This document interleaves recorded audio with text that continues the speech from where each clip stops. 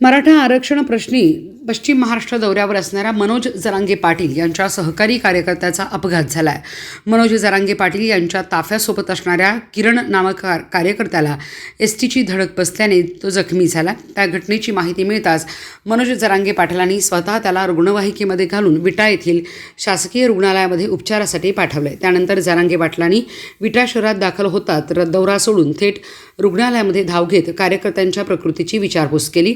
दरम्यान जखमी झालेल्या किरण याला कमरेला मार लागला असून प्रकृती स्थिर असल्याचं मनोज जरांगे पाटीलांनी सांगितलं आहे। कडेगावहून विट्याकडे जाताना ताफ्यात प्रचंड गर्दी झाली होती। यावेळी एका एसटीची धडक बसल्याने अपघात घडल्याचं मनोज जरांगे पाटील यांनी सांगितलंय। मात्र या घटनेमुळे मनोज जरांगे पाटलांसह त्यांच्या कार्यकर्त्यांची मोठी धावपळ उडाली। किरण रोडवरती उभा होता, सगळ्या गाड्या उभा होत्या आणि एसटीवाला आला आणि त्यांनी पाठीमागून जोराचा डॅश मारला, त्याच्यामुळं त्याचा कमराला फक्त लागले। पण आता डॉक्टरांनी सांगितले का डॉक्टर समोरच आहे, त्याला फ्रॅक्चर काही नाही आहे, काहीच नाही।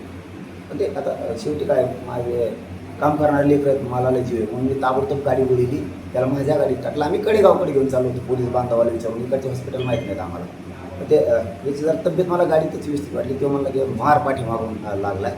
अरे म्हणलं मग चांगल्या हॉस्पिटलला जवळ कुठे तर मला वाटतं कांबळे साहेब ते बोलले की आपण विट्याला घेऊन जाऊ चांगले हॉस्पिटल, पळल्या गाड्या माघारी इकडं।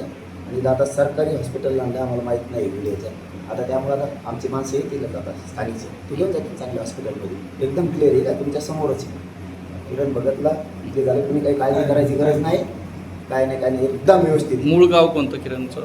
किरणचं तिप्पटवाडी, बीड रोज सोबत आहे। उभा होते ताफ्याच्या बाहेर गाड्या सगळ्या उभ्या होत्या। ओके, रोडवरती बाजूला उभा होता, एसटीवाला आलं, त्याच्या लक्षात आलं नाही? आलं नाही, त्याच्या लक्षात बघितलं नाही, काय असू शकतं त्याच्यावर काही शंका असायचं बी कारण नाही, आणि याच्यावर तर अजिबातच नाही। त्याने डॅश मारल्यामुळे ते रोडवर जोरात पडला। ते कोणी काळजी करू नये, म्हणजे महाराष्ट्रातल्या बांधवांनी पण कुटुंबियांनी पण, त्यामुळे आम्ही आहेत, काही काळजी करायची गरज नाही, एकदम व्यवस्थित क्लिअर तिथं। म्हणजे इकडं कार्यकर्त्याला लागलं माझ्या जेव्हा भावाचे, माझ्या किरण तिथं पडला, मी बसतो का सत्कार घेत तिथं, मी त्या गाड्या बिड्या सगळ्या बाजूला ते JCB आणि पहिलं हॉस्पिटलला, ते समाजातल्या पेक्षा मोठं काय त्याला पण क्लिअर आहे, काही टेन्शन नाही।